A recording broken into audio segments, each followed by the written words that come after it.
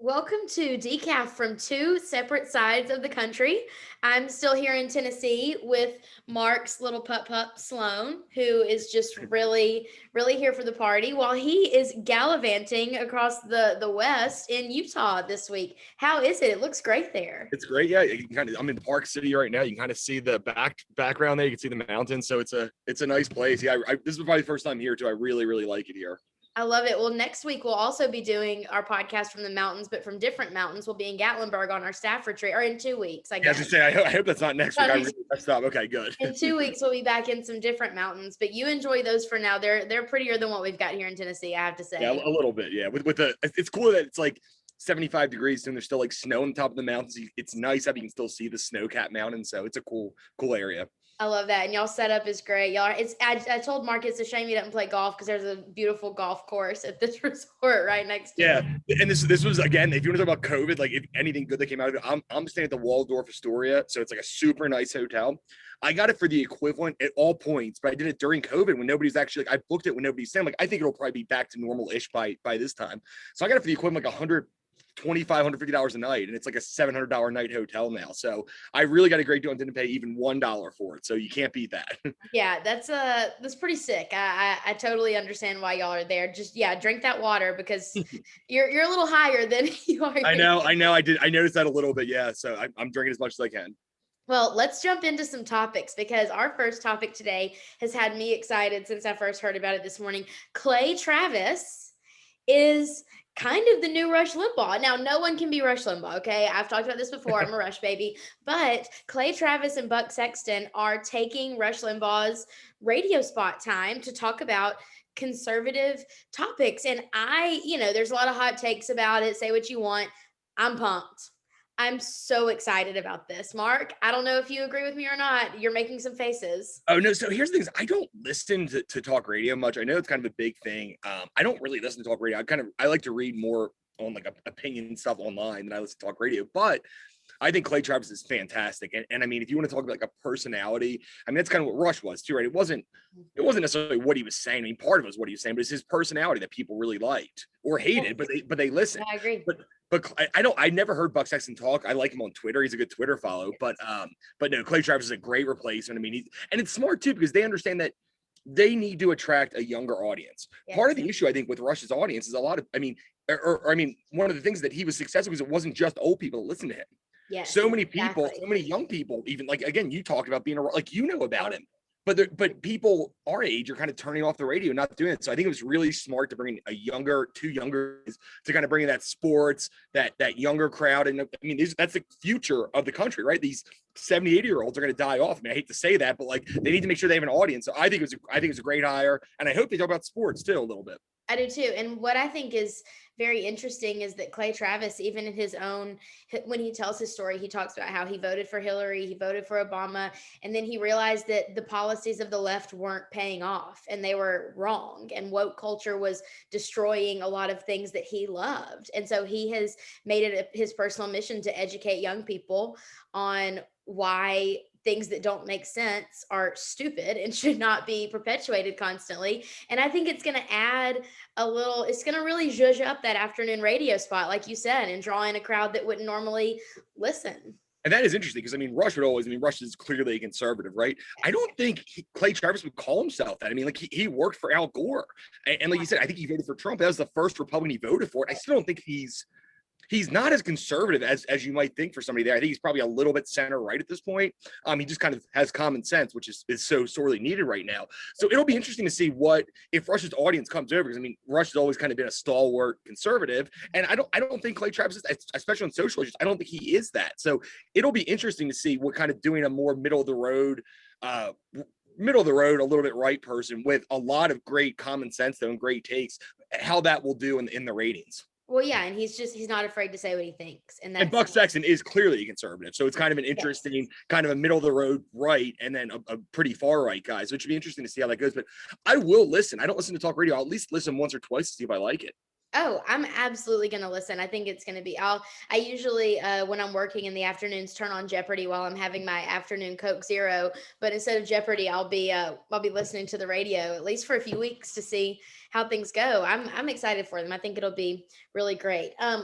You said something about common sense a second ago. Let's talk about common sense. So I don't know if you saw, you don't get Wall Street Journal alerts because you're not a nerd like me, but over the weekend, I got a Wall Street Journal alert that I thought was very interesting, and it was talking about how there's more and more investigations into the Wuhan Institute of Virology, the lab where they think that COVID might have leaked from. And the Wall Street Journal saying this, and it's a long article. I printed it off. It was 12 pages printed, long article with a ton of different facts.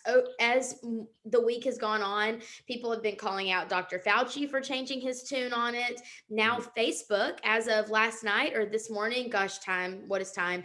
Facebook, as of last night or this morning, said that they were no longer going to be censoring and banning posts that suggest that the virus came from a lab. I mean, I don't know what happened. I have my theories, and my theory is that someone got sloppy in the lab and came out with it.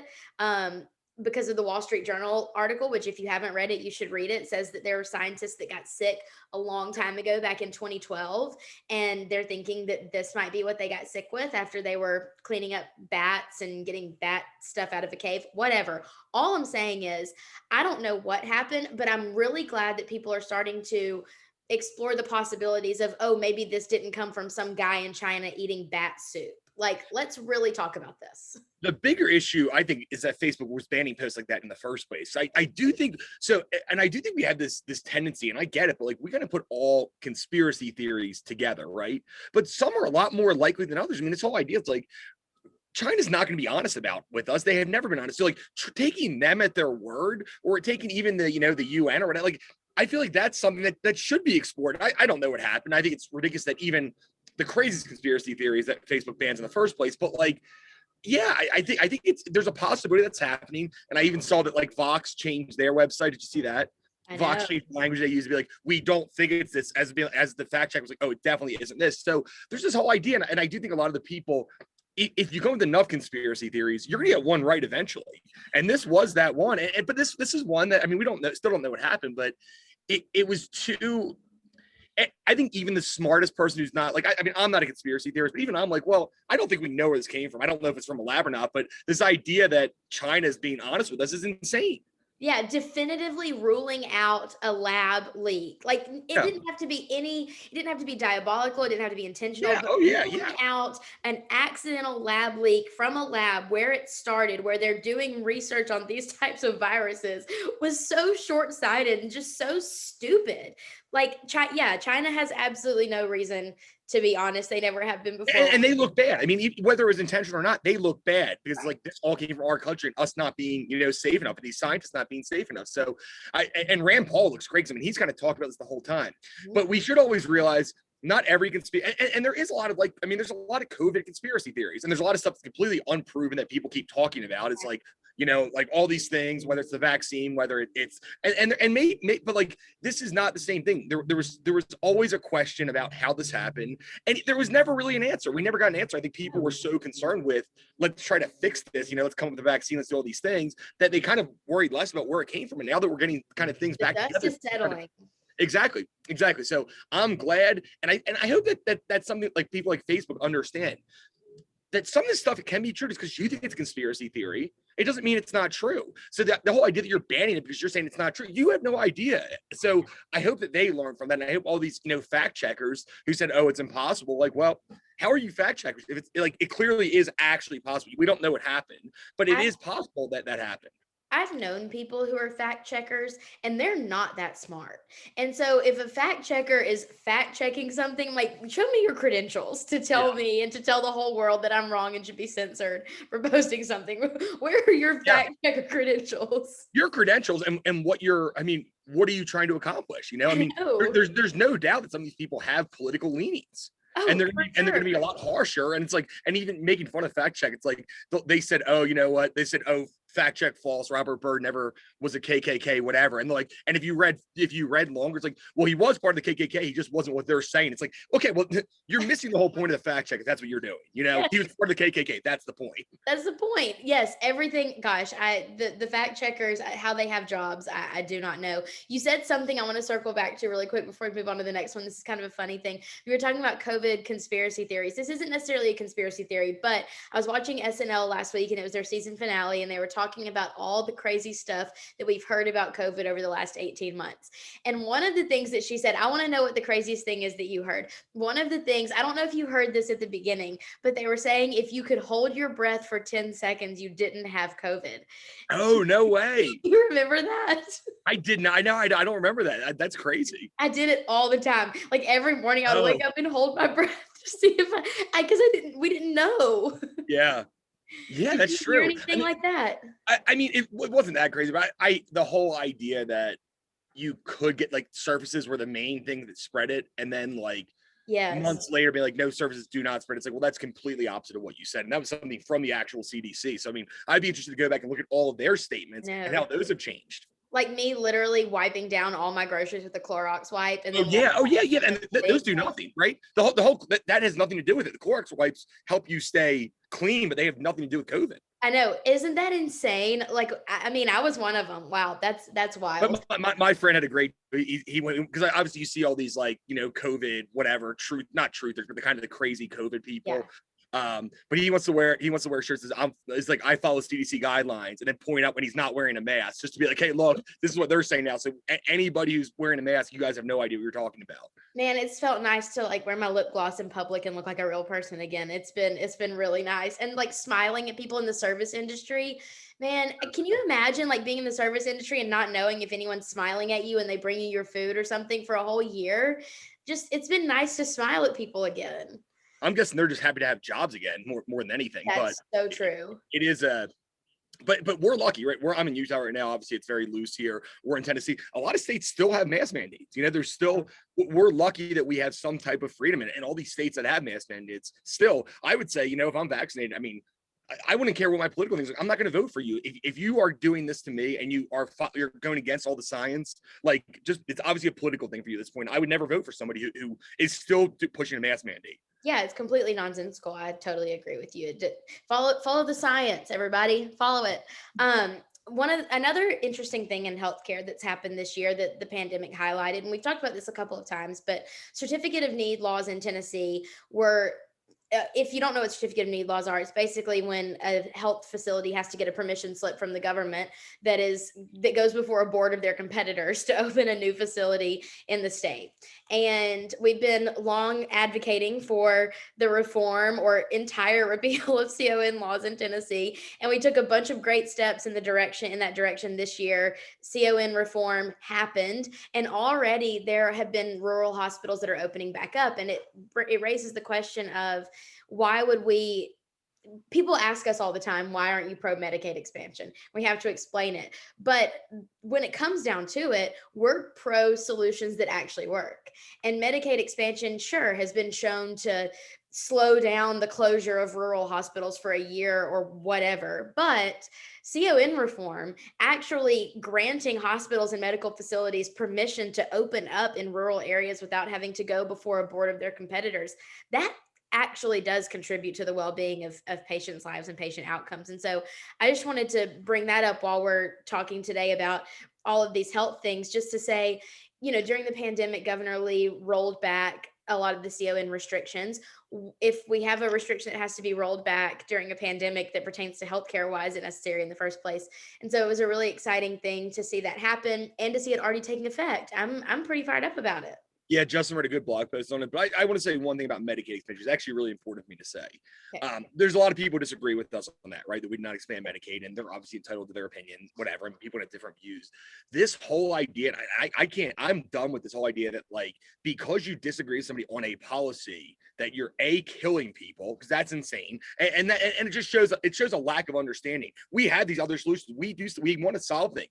You have this idea that like, we're going to spend all this money and not get anything near that in results. And like, like Medicaid expansion is not the Medicaid's not great. Like the way it's working now, so to expand it doesn't make any sense. If you kind of look at what Tennessee did, where they had to kick people off their Medicaid rolls years ago under Bredesen. So I just want to say you can have whatever opinion you want on Medicaid expansion, but seeing some of these people who are kind of left-leaning journalists, like to say you're killing people or you're it's insane. And it's not serious, and you're not a serious person if you say that. You can argue why you think it's important, but this is a policy disagreement, right? Yeah. And we want to do something to help. We want to do the same thing you do, right? We want to save people's lives. We think there's better ways to do it. And this whole idea that you're leaving free money on the table just shows a complete lack of understanding of how the federal tax system works. It's not free money because we pay into the federal tax system. Secondly, we're $25 trillion in debt. So it's not money we even have. So like, I don't know if you're talking about free money that we're not taking advantage of. So that's it. That's my rant. But Justin did a great job showing we get hammered all the time for the Medicaid expansion thing. I think they're wrong. They think we're wrong, but like they're so rude and awful about it. But here's a solution that actually works. So good for Justin writing that blog post. It was a good explanation of con, and also, you know, why Medicaid expansion is not the end all be all that they make it out to be. Well, it's just this crazy, like hyping things up and saying, if you don't do this, you're killing grandma. Remember at the beginning of COVID, it's if you go to the grocery store, you're killing grandma.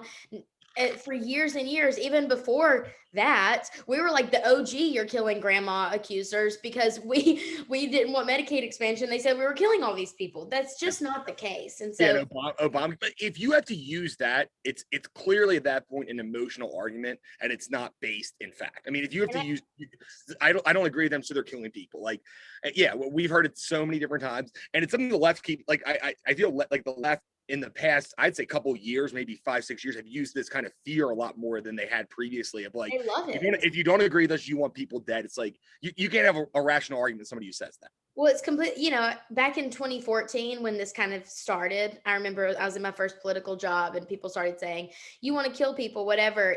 Lawmakers would address it. They would say, actually, no. Now, when people are coming out and saying, well, you're just doing this because you want to kill people, or you're not doing this because you want blood on your hands, everyone's like, okay. Yeah, that's it. Yeah. I keep hearing Governor Lee has blood on his hands. Like, that's so insane. It's like, actually he doesn't. Yeah. Hey, do you know what kills people? Socialism. Okay. Okay, yeah. So let's just mic drop that right there.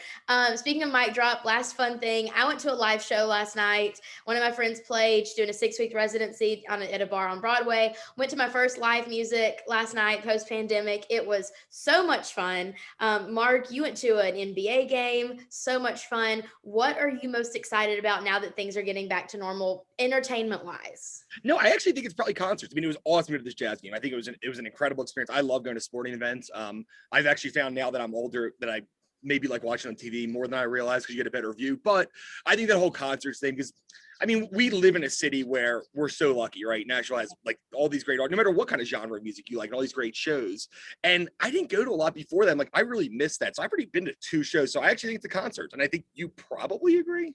Yeah, I mean, I'm excited. I'm definitely going to try to make it to Tuscaloosa for an Alabama game this year. I'm planning a trip to Atlanta with like 10 of my friends to do a whole Braves weekend. We're thinking of doing like a Saturday night and Sunday day game now that the Braves are letting people in. But I think it's concerts. I mean, last week it was so funny when everything started opening back up. Every Instagram post was bands and artists and celebrities announcing their tours. So the Jonas Brothers are touring, and I'm excited. Yeah, they're coming to Franklin. I saw Franklin, Tennessee.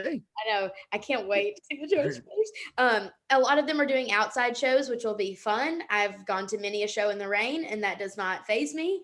And so I think it'll be nice to get back to live music, inside or outside. I've been to Bridgestone. The Preds games have been packed. People are ready to be normal again, and they're ready to be normal again 10 months ago. But obviously, that the government wasn't ready to let us be normal again. And now we're allowed to be normal again. And and again, at least in some places, we're lucky that, and I also think it's cool to see the stuff opening back up. Like, it's like you go to the hotel, before I went a couple times during the pandemic for either whatever kind of trips, they don't have housekeeping, the restaurant's not open. All these things that are like normal things. So, I mean, and that also means that other people are getting their jobs back. And part of the issue is now that we have too many jobs and not enough workers. So that's an interesting thing, but it's great to see. I think that's the biggest thing, just being able to walk down and see almost everything's still open, unless you went out of business because of government regulations. But other than that, like, things are still open, are back open. And it just feels like I went to downtown Park City. It just felt like normal. You would have no idea a pandemic was going on. One more thing. I know I said it was the last thing, but you brought up something funny and I wanted to ask you, have you heard of any really stupid things that businesses are doing and blaming it on COVID? For example, dressing rooms at stores are closed, and they're saying it's because of COVID. So let me get this straight. You want me to buy clothes, bring it into my germy house, try it on, and then bring it back? Okay. I Like, mean, you it's have kind of the same thing as the green energy thing. It's like these people are like, oh, we're being green by so we're not going to wash your towels or whatever or change your bed. It's like you're not being green. You're trying to save money. I mean, and you can call it, but like I do think there's COVID restrictions that are meant only because they would like to save money on things. And yes, I think the housekeeping is one of them, to be honest.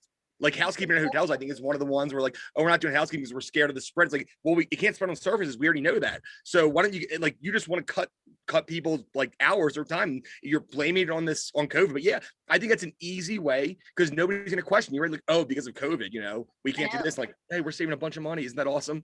I know. I was in Zara the other day. I bought 5 new dresses, had to try them all on at home, and had to go back and return some. So it's insane that they're blaming COVID. So now that things are back to normal, even Dr. Fauci is saying things are getting back to normal. The most cautious man in the entire. Yeah. They'll blame environmentalism next time. They'll say green energy when they want to figure out how to save money. Yeah. They're going to go from COVID back to green energy, Yeah, but call it what it is. You know what I mean? yes, that's right. Well, Mark, this was fun. Have fun in Utah. Have safe travels back. Yep. Sloan I'll and see I you will next see week. Bye, Sloan. Yeah, and shout out to Taylor for watching my dog. Very nice of you. And you got I know you got some tequila, and you're gonna have a gift card coming your way for Urban Market. So Yeah, Mark's paying me in gift card and tequila. healthy gift cards, and then bad for you tequila. So it's a good mix. Yeah, it's a good mix. Don't tell my mom. Yeah. I'll see you later.